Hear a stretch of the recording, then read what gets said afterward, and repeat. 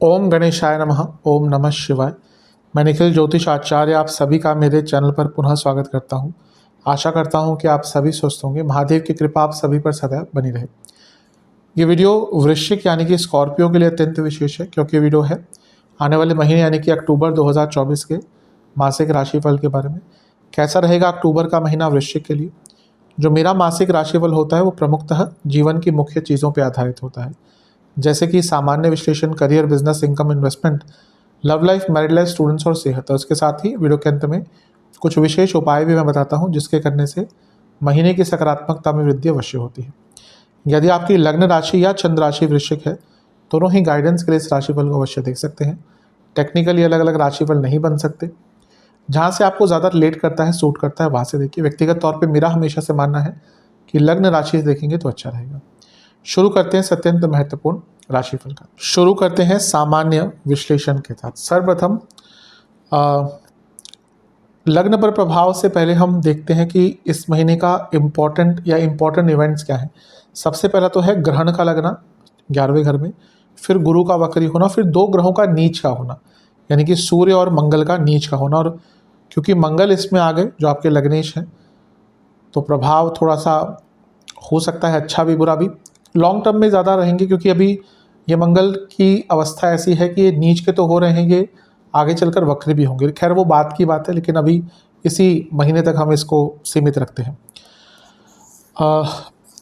सबसे पहले ग्रहण आपके 11वें घर में लग रहा है। 11वां भाव एक ऐसा भाव है जहाँ मैं बता चुका हूँ कि ग्रहण का लगना कोई बुरा नहीं होता, बल्कि यहाँ पे तो आपके लिए बहुत कुछ अच्छा हो सकता है। आपके नए सोर्सेस ऑफ इनकम खुल सकते हैं, प्रॉब्लम्स का अंत हो सकता है। 11वें घर पर 7 ग्रहों का प्रभाव है। आप कहेंगे कैसे? 4 ग्रह तो बैठे हैं स्पष्ट रूप से। गुरु की दृष्टि है 5वीं, मंगल की दृष्टि है 4थी, और राहु का भी प्रभाव है। 7 ग्रह बहुत। अब देखिए 9 ग्रह हैं कुंडली में, उसमें से अगर 7 ग्रह मिलकर अगर एक भाव को देखेंगे या एक भाव पर प्रभाव डालेंगे, बैठेंगे, तो ऑब्वियसली वो भाव बहुत बहुत स्ट्रांग हो जाएगा। और 11वें भाव का स्ट्रांग होना यानी कि आप अपने जीवन के हर एरिया में ग्रो करेंगे। जॉब हो, बिजनेस हो, कोई और चीज़ हो, फाइनेंसेस हो, हर चीज़ में भौतिक रूप से 11वां भाव भौतिक सुख दिखाता है। मानसिक सुख या इमोशनल सुख क्या होता है? चौथा भाव। अब वहाँ पे मैं नहीं कहूँगा कोई बहुत बड़ा बदलाव आ जाएगा, क्योंकि शनि बैठे हैं। जब तक ये नहीं निकलते वो मानसिक वेदनाएं, इमोशनल लाइफ में एक वैक्यूम वो रहेगा। लेकिन भौतिक रूप से देखिए खुशियाँ तो दोनों ही होती हैं, भौतिक भी होती हैं, मानसिक भी होती हैं। अब ये कहना कि मानसिक खुशियाँ ज़्यादा इम्पोर्टेंट होती है, वो थोड़ा सा फिलॉसफी का टॉपिक हो जाता है। मैं मना नहीं करता, लेकिन आज के डेट में अगर आपके पास भौतिक संपन्नता नहीं है, तो कहीं ना कहीं मानसिक संपन्नता या मानसिक खुशियाँ प्राप्त करना बहुत ईजी रहता नहीं। हम कलयुग में जी रहे हैं। अगर पैसा नहीं है तो इतनी स्ट्रेस होता है जीवन में कि वो व्यक्ति उस तरफ जा ही नहीं सकता। हाँ, ये ऐसा कहना ये भी जरूरी नहीं है कि पैसा बहुत है तो जीवन खुशनुमा रहेगा, लेकिन एटलीस्ट एक चिंता नहीं रहेगी। चलो एक मेजर एरिया ऑफ आपका जो जीवन है वो कवर्ड हो जाता है। लेकिन भौतिक रूप से आपका जो जीवन है बहुत अच्छा रहेगा। करियर, बिजनेस, हर चीज़ में आपको ग्रो करने का बहुत मौका मिलेगा। गुरु भी वक्री हो रहे हैं। फिर अभी हम ग्रहण की ही बात कर लेते हैं। 11वें घर में बैठे हैं तो इनकम तो बढ़ेगी ही। कई पुरानी इच्छाएं, कई पुराने आपके जो रिलेशनशिप्स हैं, फाइनेंशियल लेवल पे की बात कर रहा हूँ या फिर भौतिक रूप में, उनमें बढ़ोतरी होगी। बिजनेस करते हैं तो पैसा बढ़ेगा, कॉन्टैक्ट बढ़ेगा। करियर है तो, जॉब है तो ग्रोथ हो सकती है, प्रमोशन हो सकती है। बस क्योंकि 11वां घर है तो ये वासनाओं का भी है, इच्छाओं का भी है। तो थोड़ा सा अपने इच्छाओं पर नियंत्रण रखिए, क्योंकि इतने सारे ग्रहों का प्रभाव ना आपको पता ही नहीं चलेगा कि इच्छाओं का जो वेग है वो आपको कहाँ लेकर चला गया। जब हमारे अंदर इच्छाएं होती है ना, हम तभी सारे उल्टे सीधे काम करते हैं। अब तभी तो क्या कहते हैं, योग का मतलब क्या है, संन्यास का मतलब क्या है कि इच्छाओं को मार देना। अब देखिए हम सब क्या कर रहे हैं, हम सब अपनी इच्छाओं के वशीभूत हो गए तो सारे कार्य करते हैं। अगर इच्छाएं खत्म हो जाए तो व्यक्ति का जीवन स्वर्ग हो जाए, लेकिन इच्छाएं ही हैं जो हमें कुछ ना कुछ उल्टा सीधा करने पे मजबूर करती हैं। अब क्योंकि 11वें घर पे इतना प्रभाव है, बहुत स्ट्रांग इच्छाएं आपके अंदर आ जाएंगी। और वो इच्छाएं, क्योंकि 7 ग्रहों का प्रभाव है, आपकी इच्छाएं आप पर हावी होंगी। और ये जब भी होता है ये एक बहुत अच्छा साइन नहीं होता। तो इच्छाओं पर नियंत्रण अवश्य रखिएगा। गुरु के वक्री होने की बात कर लेते हैं। वक्री गुरु सप्तम में इमेज बदलने का मौका, मैं इस पर विस्तृत वीडियो बना ही चुका हूँ, लेकिन इमेज बदलने का मौका, नए रोल्स एंड रिस्पॉन्सिबिलिटी, पूरे जीवन के रोल बदलेंगे, ना केवल प्रोफेशनली फाइनेंशियली, बिजनेस जो भी आप करते हैं उसमें आपके जीवन के रोल बदलेंगे। तो एक अच्छी चीज़ है। और क्योंकि वो धनेश है, लाभेश है, यहाँ पे बैठकर लग्न को देख रहे हैं और वक्री ग्रह स्ट्रांग होता है, यानी कि आपको बहुत लाभ प्राप्त होगा, पैसों का, धन का। मैरिड लाइफ का थोड़ा बुरा प्रभाव पड़ेगा, वो आएंगे हम जब उस एरिया में आएंगे। इसके बाद ग्रहों के गोचर की बात करते हैं। बुध और शुक्र का आसपास ही हो जाएगा। बुध आ जाएंगे आपके 12वें घर में 10 तारीख को और शुक्र आ जाएंगे आपके लग्न भाव में 13 तारीख को। यहाँ पे 3 दिन का लक्ष्मी नारायण योग बनेगा, तो 10 से 13 के बीच में बड़ा लाभ हो सकता है। बुध की बात करते हैं। लाभेश 12वें घर में, इस महीने विदेश से पैसा बहुत आएगा। और अष्टमेश विपरीत राजयोग बना रहे हैं, अत्यंत शुभ। लीगल कार्य अटक रहा था, पैसा अटक रहा था, कोई काम अटक रहा था, सब में ही लाभ आपको प्राप्त होगा। और बुध का 12वें घर में लीगल एरियाज में तो बहुत सफलता देता है। शास्त्र क्या कहते हैं कि जिसका बुध 12वें घर में है उसको कौन हरा सकता है।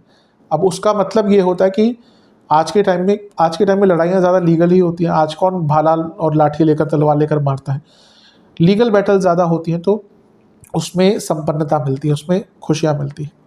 शुक्र का लग्न भाव में आना ये भी अच्छा है। शुक्र लग्जरीज के कारक हैं। इस महीने विवाह संबंधित खुशियाँ आ सकती हैं, विवाह के योग बनते हैं यहाँ पर। अब क्योंकि वक्री गुरु है तो डिले हो सकता है, लेकिन योग यानी कि संभावना या बातचीत आदि आपकी बढ़ सकती है। और जो शुक्र है वो आपके खुद सप्तमेश हैं, तो लग्न में आएंगे तो बिजनेस स्टार्ट करने का मौका और जीवन में संपन्नता, जीवन में बैलेंस, जीवन में खुशियाँ। शुक्र भौतिक खुशियों के कारक हैं, भोग के कारक हैं। उनका लग्न में आना यानी कि जीवन में ऐश्वर्य, भोग, लग्जरी सब बढ़ेगा, अच्छा है। शुक्र का लग्न में आना वैसे भी कुंडली के कई दोष खत्म करता है। अगर आपकी कुंडली में बहुत बुरे भी योग है ना, लेकिन बृहस्पति या शुक्र आपके लग्न में बैठे हैं, कई कुंडली के दोष खत्म हो जाते हैं। बस कई कुंडलियाँ ऐसी, इतने बुरे योग हैं, लेकिन बृहस्पति लग्न में बैठ गए, शुक्र लग्न में बैठ गए, वो व्यक्ति दुखों से निकलकर भी एकदम ऊंचाई के शिखर तक पहुंचते हैं। तो शुक्र लग्न में है, इसका लाभ उठाइएगा। इसके बाद सूर्य मंगल का गोचर होगा, आसपास ही होगा, इसलिए साथ में ही अंकित करता हूँ। सूर्य आपके 12वें घर में आ जाएंगे और मंगल आपके 9वें भाव में आ जाएंगे। सूर्य आएंगे 17 को और मंगल आएंगे 20 को। सूर्य का 12वें घर में जाना 10वें घर के स्वामी होने के नाते विदेश में जॉब का योग दिखाता है और जॉब चेंज का योग दिखाता है, क्योंकि 12वां घर अंत है, 10वें घर के स्वामी सूर्य हैं और बुध के साथ बैठे हैं जो अष्टमेश हैं, तो जॉब चेंज और विदेश में जॉब दोनों के ही योग बनते हैं। लेकिन नीच के सूर्य 12वें घर में, सेहत का ध्यान दीजिएगा, सरकारी चीज़ों पर खर्चे हो सकते हैं। मंगल का 9वें में नीच का होना, आपके लिए हमेशा 9वें में ही नीच के होंगे, ये मिश्रित प्रभाव देता है।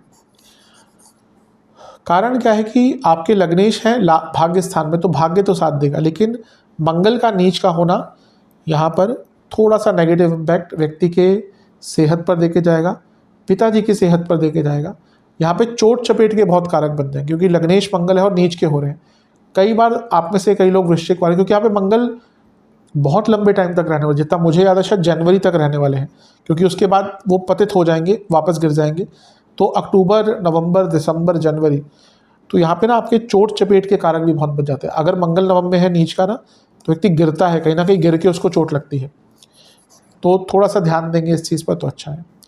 ओवरऑल महीना अच्छा। महीने के अंत में बुध भी आपके लग्न में आ जाएंगे, लेकिन बहुत कम टाइम के लिए होगा। फिर भी क्योंकि लाभेश है तो अचानक से धन की प्राप्ति आपको करा सकते हैं। विशेष प्रेडिक्शन इस महीने की, धन बहुत आता हुआ दिख रहा है। जो मेहनत कर रहे थे ना उसका फल मिलेगा। ये महीना मेहनत के फल का है। आपको चेंजेस लाने का मौका मिलेगा, अपनी एडिक्शंस पर काम करने का मौका मिलेगा, दुश्मनों पर हावी रहेंगे, लीडरशिप दिखा पाएंगे, एक इंडिविजुअलिटी आपकी निखर कर सामने आएगी कि हाँ ये मेरी एक अलग पहचान है, ये लोगों के सामने रखनी है। इवन अगर थोड़ा सा अनिश्चितता भी आती है ग्रहण के कारण ना, मानसिक रूप से, वो भी आपको कुछ ना कुछ अच्छा देके जाएगी। नेगेटिव बस 2-3 चीज़ें हैं। पहला, पुरानी चीज़ों पे मत जाइएगा। पुराने लोग जो चले गए जीवन से, अब उनको भूल कर आगे बढ़िए। मेंटली कभी कभी एग्जॉस्टेड फील कर सकते हैं। और अपनी इमेज पर ध्यान दीजिएगा, क्योंकि गुरु वक्री सप्तम में हो रहे हैं ना, अचानक से कुछ लोग आपकी इमेज पर प्रहार करेंगे। उसको लेकर ध्यान दीजिएगा, अन्यथा महीना बहुत अच्छा है। करियर की तरफ चलते हैं। करियर में देखिए इस महीने थोड़ा सा ना नेगेटिव नहीं कहूँगा, लेकिन जब भी ग्रहण लगता है किसी भी भाव में जो करियर से डायरेक्टली या इनडायरेक्टली कनेक्टेड होता है, तो वो टाइम सेंसिटिव हो जाता है। अब यहाँ पे क्यों कह रहा हूँ मैं कि इम्पैक्ट हो रहा है, क्योंकि ग्रहण आपके 11वें घर में लग रहा है। ग्रहण 11वां घर क्या है? लाभ का है, इनकम का है। ऑब्वियसली जो लोग जॉब करते हैं उनकी इनकम यहीं से आएगी, और ये 10वें से दूसरा भाव है, तो यहाँ से भी करियर का वृद्धि का, करियर के इनकम का एक भाव बन गया। तो मैं ये नहीं कह रहा कि बहुत नेगेटिव कुछ, लेकिन क्योंकि ग्रहण लग रहा है तो थोड़ा ध्यान दीजिएगा। यहाँ पे जिसकी कुंडली बहुत ही खराब है, मतलब कि जिनकी कुंडली में बहुत बुरा समय चल रहा है, योग बहुत खराब है, दरिद्र योग है, अरिष्ट योग है, बहुत प्रकार के योग होते हैं ज्योतिष में, लेकिन वो योग ऐसा नहीं कि हमेशा फल देते हैं। अगर उन्हीं की दशा अंतदशा चल रही है तो फिर ये थोड़ा सा आपके लिए नेगेटिव भी हो सकता है। जो शुरुआती भाग निकल जाएगा करियर का या महीने का, उसके बाद चीज़ें थोड़ी सी ठीक होना शुरू हो जाएंगी। ग्रहों के गोचर पर थोड़ा सा नज़र डाल लेते हैं, फिर अंकित कर लेंगे क्या क्या होगा। शुक्र 13 को लग्न में आ जाएंगे और बुध आ जाएंगे यहाँ पे आपके 12वें घर में 10 को, सूर्य 17 को 12वें में आ जाएंगे, मंगल तो यहाँ पे आपके नवम में 20 को आ जाएंगे। अब यहाँ पर जो ज़्यादा प्रभाव देंगे आपको वो है शुक्र, क्योंकि आपके लग्न में आ रहे हैं और आपके कुंडली में सप्तम के स्वामी है। तो शुक्र के गोचर के बाद यानी कि 13 तारीख के बाद आपके प्रमोशन के योग बन जाते हैं, क्योंकि सप्तम को देखेंगे अपनी ही राशि को, और ये शुक्र गुरु का समसप्तक योग भी अच्छा होता है। 10वें घर के स्वामी है सूर्य, वो 12वें घर में जा रहे हैं, ये होगा 17 तारीख को। तो जॉब चेंज का और विदेश में जॉब का मैंने भी सामान्य में भी बताया था योग बनता है। बस मंगल का जो गोचर होगा ना 20 तारीख को, इससे बच के रहिएगा, क्योंकि 20 तारीख के बाद क्या होगा, बॉसेस से बहुत झगड़े होना शुरू हो जाएंगे, बॉसेस हो, मैनेजमेंट हो, और क्योंकि नीच के हैं यानी कि समझ ही नहीं पाएंगे एक दूसरे को, कितना भी प्रयास कर ले, कितना भी प्रयत्न कर ले, तो थोड़ा सा इससे बच के रहिएगा, अन्यथा ये महीना बुरा नहीं है। हाँ, ट्रांसफर्स आदि के योग और इवन प्रमोशन के योग भी इस महीने हैं, अच्छे हैं, तो इन सब का ध्यान दीजिएगा। 10वें घर के स्वामी नीच के हो रहे हैं, वाणी पर कंट्रोल और कलीग्स से बच के रहिएगा, क्योंकि बुध के साथ बैठे हैं, कलीग्स से बच के रहिएगा। आपके कलीग्स ना इस महीने आपको आपके लिए बहुत विघ्न उत्पन्न करेंगे या प्रॉब्लम्स क्रिएट करेंगे। विशेष प्रेडिक्शन, ये महीना ठीक है, बुरा नहीं कहूँगा, एक्शन लेने का है, एक्शन ओरिएंटेड महीना दिख रहा है, सक्सेस भी मिलेगी, लेकिन थोड़ा सा रिलैक्स एटीट्यूड रखेंगे तो बहुत अच्छा रहेगा। एक स्मूथनेस और एक क्लैरिटी के साथ काम करेंगे, वो तभी हो सकता है जब प्री प्लान्ड सब कुछ करेंगे। ऐसा नहीं कि आप सब कुछ लेट कर रहे हैं, जब चीज़ें लेट होती हैं तो हमसे गलतियां होने शुरू होती हैं, तो यहाँ पर भी ऐसा ही हो सकता है। अपने करियर को एक्सप्लोर करने का भी मौका मिलेगा। नेगेटिव क्या हो सकता है, कभी कभी छोटी छोटी चीज़ों को ना समझ पाना और गलत कार्य कर देना, पुरानी गलतियों को दोहराना। अब किसी से एक बार गलती होती है तो व्यक्ति एक्सेप्ट कर लेता है, बार बार गलतियाँ होती है तो नेगेटिव उसका प्रभाव होता है। और सबसे इम्पोर्टेंट चीज़ है कि अपने स्किल्स को ना समझ पाना, अपने ऊपर विश्वास ना रख पाना, ये इस महीने नेगेटिव आपको करियर में चीज़ें परेशान कर सकती हैं। अब बिजनेस पे चलते हैं, बिजनेस की तरफ चलते हैं। महीना वैसे ठीक है, गुरु वक्री हो रहे हैं सप्तम में, तो बदलाव का मौका देंगे, और गुरु धनेश और पंचमेश हैं, लक्ष्मी स्थान के और धन स्थान के स्वामी स्ट्रांग हो रहे हैं, तो पैसा आएगा और चेंजेस का मौका आएगा। बस देखिए, जब भी कोई ग्रह वक्री होता है उसके कुछ दिन आसपास संवेदनशील होते हैं, तो 9 को गुरु वक्री हो रहे हैं और शुरू में ग्रहण लग रहा है, तो 2-3 तारीख के आसपास और 9 तारीख के आसपास यहाँ पे थोड़ा सा केयरफुल रहेगा। अदरवाइज समय अच्छा है। ग्रहों के गोचरी स्थिति भी आपके लिए थोड़ी सी अच्छी ही दिख रही है। शुक्र आपके लग्न में आ जाएंगे 13 तारीख को और बुध आगे 12वें में आ जाएंगे 10 तारीख को। तो शुक्र का लग्न में आना और सप्तम को देखना अपने आप में बहुत अच्छा होता है। शुक्र धन के कारक है, बृहस्पति प्रथम धन के कारक है, दोनों का समसप्तक योग, बिजनेस में पैसा बढ़ेगा। मंगल 20 तारीख तक आपके दूसरे लग्न से अष्टम में और सप्तम से दूसरे भाव में रहेंगे। मंगल लग्नेश है, तो ये भी कार्य क्षेत्र में या बिजनेस में आपको लाभ देगा। थोड़ा सा सूर्य से बच के रहना है, क्योंकि सूर्य जब नीच के होंगे 17 तारीख को, उसके बाद बिजनेस में सरकारी बाधाएं आ सकती हैं, सरकारी प्रॉब्लम्स आ सकती हैं, या फिर आपको मशीनरी आदि की प्रॉब्लम, क्योंकि मंगल भी नीच के हो रहे हैं 20 तारीख को, तो महीने के मध्य भाग के बाद सरकारी बाधाएं, मैन पावर की प्रॉब्लम और मशीनरी की प्रॉब्लम तंग कर सकती है। अदरवाइज महीना अच्छा है। विशेष प्रेडिक्शन, महीना ऐसा है कि समय के साथ कॉन्फिडेंस और काम दोनों बढ़ेगा। जो मेहनत कर रहे थे वो रंग लाती हुई दिख रही है, नए ऑप्शंस खुलेंगे, अप्स एंड डाउन्स भी आएंगे लेकिन हैंडल बहुत आराम से कर लेंगे। बिजनेस की वर्थ बढ़ेगी इस महीने। और सबसे इंपॉर्टेंट चीज़ ये है कि इवन अगर आप नए पार्टनर्स या एसोसिएट्स ढूंढ रहे थे, इवन फंडिंग भी अगर ढूंढ रहे थे, इस महीने प्राप्त हो सकती है।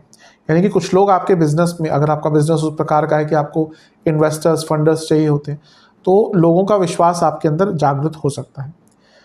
विशेष प्रेडिक्शन कुछ नेगेटिव पॉइंट्स, ओवर एक्साइटमेंट बहुत रहेगी, बिना डिस्कशन के कभी कभी डिसीजन ले लेंगे, वो नेगेटिव होगा। और अपॉर्चुनिटी सामने से आकर ना समझ पाना, वो प्रॉब्लम होगा। तो इन सब चीज़ों पर ध्यान देने की आवश्यकता है। ओवरऑल देखा जाए महीना अच्छा ही है। चलते हैं इनकम, इन्वेस्टमेंट और एक्सपेंसेस की तरफ। सर्वप्रथम इनकम की बात करें तो महीना ठीक है, मैं शुरू में ही बता चुका हूँ, लाभ स्थान में इतने सारे ग्रहों का प्रभाव, पैसा आएगा। इन्वेस्टमेंट शुरुआती 10 दिन बिल्कुल नहीं, अच्छा टाइम नहीं है। बीच के 10 दिन ठीक है, अंतिम 10 दिन भी थोड़ी गड़बड़ है। बीच के 10 दिन में ज़्यादा इन्वेस्टमेंट कीजिएगा। खर्चों की बात करें तो लग्जरीज चीज़ों पर, लग्जूरियस चीज़ों पर, यानी कि महंगी जो वस्तुएं होती हैं उन पर बहुत खर्चा होगा। बहुत इमोशनल बाइंग भी इस महीने होगी। पार्टीज़ हो गई, बर्थडेज हो गए, शादियां हो गई, इनको अटेंड करने में ऑब्वियसली खर्चा होता ही हो सकता है। घर में ही आपके कोई इवेंट हो, ये भी दिख रहा है इस महीने कि घर में कोई इवेंट हो सकता है, उस पर खर्चा होगा। कपड़े आदि पर बहुत खर्चा होगा। और इलेक्ट्रिकल इक्विपमेंट्स के ख़राब होने के कारण बहुत खर्चा होगा। अब रिलेशनशिप की तरफ चलते हैं। नो कॉन्टैक्ट सिचुएशन से स्टार्ट करते हैं। चांसेस बहुत कम है, थोड़ा बहुत, वो भी बहुत ज़्यादा मैं बढ़ाकर बोल रहा हूँ, लेकिन चांसेस महीने के एकदम अंत में कुछ हो सकता है, लेकिन ओवरऑल नेगेटिव ही है। नए रिलेशनशिप के भी चांसेस बहुत ज़्यादा नहीं है।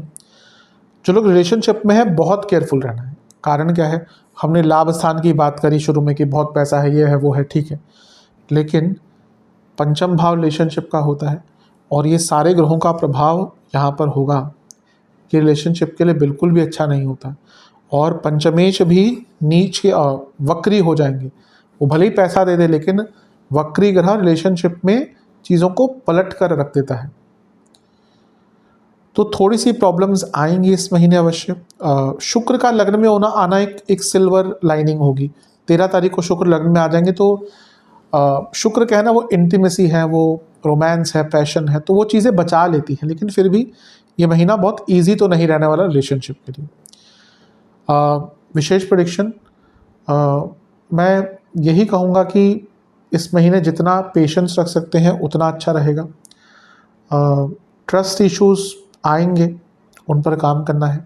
ओवर एक्साइटमेंट तंग करेगी, लैक ऑफ पेशेंस तंग करेगी, ईगो क्लैशेस भी होंगे। ये महीना थोड़ा सा ट्रांसफॉर्मेशन लाएगा आपके रिलेशनशिप में। इसका अच्छा और बुरा दोनों ही पहलू है। बुरा पहलू है कि शायद रिलेशनशिप का अंत भी हो सकता है, लेकिन अच्छा ये कह सकते हैं कि अगर यहाँ पे अंत होता है तो मतलब कि it was meant to be. कभी कभी होता है कि रिलेशनशिप हम खींचते हैं, तो ये शायद वो महीना होगा जब अगर प्रॉब्लम आ रही थी तो एक अंत होके उससे दोनों को ही निकलने का मौका मिलेगा और एक सकारात्मकता आएगी। लेकिन थोड़ा सा ऑन द नेगेटिव साइड है रिलेशनशिप के लिए। है वैवाहिक जीवन की तरफ। जहाँ तक वैवाहिक जीवन की बात है, मिश्रित रहेगा, बहुत बुरा भी नहीं कहूँगा, लेकिन सप्तम भाव मैरिड लाइफ का होता है, तो सप्तम में वक्री गुरु हो रहे हैं, ये उथल पुथल तो मचाएंगे। और सप्तम से पंचम में ग्रहण लग रहा है, यानी कि थॉट प्रोसेस बहुत विपरीत हो जाएंगे, मानसिक ऊर्जा नहीं मिल पाएगी। और 20 तारीख तक तो मंगल दोष भी है, तो इसका प्रभाव भी रहेगा। और शनि क्योंकि सप्तम से 10वें में है, तो इमोशनल कंपैटिबिलिटी के तो प्रॉब्लम आएगी ही। हो सकता है आपके जो लाइफ पार्टनर उनके जीवन में वर्क स्ट्रेस इतना रहे, या फिर इन लॉज की प्रॉब्लम आप दोनों के बीच में इतनी आ जाए कि वो चीज़ें ठीक होने का मौका नहीं मिलेगा। तो प्रॉब्लम्स थोड़ी सी रहेंगी। मैं फिर भी इतना नेगेटिव नहीं कहूँगा, लेकिन हाँ, ईजी नहीं रहेगा। अच्छी चीज़ है कि मंगल दोष की समाप्ति हो जाएगी 20 तारीख को, तो चीज़ें बेटर अवश्य होंगी, लेकिन सेंसिटिव महीना है। विशेष प्रेडिक्शन, ओवर एक्साइटमेंट बिल्कुल नहीं। कोई बात, अगर कोई कन्वर्सेशन है उसको डिले मत कीजिएगा, क्योंकि कन्वर्सेशन अटकी तो बहुत प्रॉब्लम होगा। इग्नोर करना सीखेगा कि हाँ चलो यहाँ पे कुछ गड़बड़ हो रही है, इग्नोर कर देते हैं। फ्लेक्सिबल रहिएगा अपने जीवन में। और सबसे इम्पॉर्टेंट चीज़ है कि जब नेगेटिव फील कर रहे हो तब अपने लाइफ पार्टनर से ज़्यादा कन्वर्सेशन मत कीजिएगा, क्योंकि फिर वो चीज़ें गलत प्रकार से सामने आएंगी। इन सारी चीज़ों पर आपको ध्यान देना है। स्टूडेंट्स की तरफ चलते हैं। एग्ज़ाम्स शुरुआती 10 दिन बहुत अच्छे नहीं हैं, उसके बाद जो बीच के 10 दिन है बहुत अच्छे हैं, अंतिम 10 दिन तो सबसे शुभ है। ओवरऑल स्टूडेंट से मैं यही कहूँगा कि शुरुआती 10 दिन, क्योंकि ग्रहण वाले ग्रहों का सारा प्रभाव पंचम पर है और पंचमेश भी वक्री होने वाले हैं और बुध जो कारक हैं वो भी ग्रहण युक्त होंगे एक तरह से, तो शुरुआती जो दिन है कुछ वो सेंसिटिव होंगे, उसके बाद चीज़ें अच्छी होती जाएंगी। विशेष प्रेडिक्शंस क्या हैं? अपने इमोशनल और पर्सनल लाइफ पर भी ध्यान दीजिए, ओवर एक्साइटमेंट से बचिए, संगत पर बहुत ध्यान, बड़ों से बात कीजिए, मैच्योर लोगों से बात कीजिए इस महीने और उनसे गाइडेंस प्राप्त कीजिए और कुछ बहुत ड्रास्टिक चेंजेस इस महीने लाने से बचिएगा। सेहत की तरफ चलते हैं। इस महीने खर्चा थोड़ा सा सेहत पर बढ़ता हुआ दिख रहा है। जब भी 11वें घर में बहुत ग्रह होते हैं वो छठे से छठा भाव है, सेहत बिगड़ सकती है, सेहत पे खर्चे हो सकते हैं। क्या क्या प्रॉब्लम तंग करेगी? जिनको नसों के रोग हैं, प्राइवेट पार्ट से जुड़ी प्रॉब्लम्स हैं, जिनको पाइल्स आदि की प्रॉब्लम रहती है, जिनको लिवर के रोग हैं, उनको इस महीने ज़्यादा ध्यान देना है। शुरुआती दिन एसिडिटी, पेट के रोग, कफ रोग, गले के रोग, हड्डियों के रोग, जोड़ों के रोग। बीच के 10 दिन छाती के रोग, हृदय संबंधित रोग, लंग्स की प्रॉब्लम, स्किन डिसऑर्डर्स।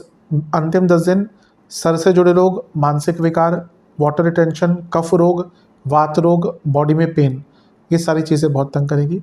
महीने के अंत में थोड़ी इंजरी के योग भी बन रहे हैं। उपाय की बात करते हैं। सर्वप्रथम बजरंग बली को बेसन के लड्डुओं का भोग और 2 मीठे पान का भोग लगाना है। हनुमान बाहुक का 4 बार पाठ करना है। महादेव का गंगा जल और गुलाब जल मिलाकर अभिषेक करना है। बेलपत्र अर्पण करके, गुलाब की माला अर्पण करके, खीर का भोग लगाकर ओम शंकराय नमः मंत्र का जाप करना है 108 बार और गौशाला में गुड़ की व्यवस्था करनी है, यानी कि गुड़ का दान करना है। ये उपाय कर लेंगे, अवश्य आपका महीना अच्छा जाएगा। आशा करता हूँ कि वीडियो काम आएगी। चैनल पर नए हैं, सब्सक्राइब कीजिए, वीडियो को लाइक कीजिए। मिलता हूँ अगली वीडियो में, तब तक के लिए ओम नमः।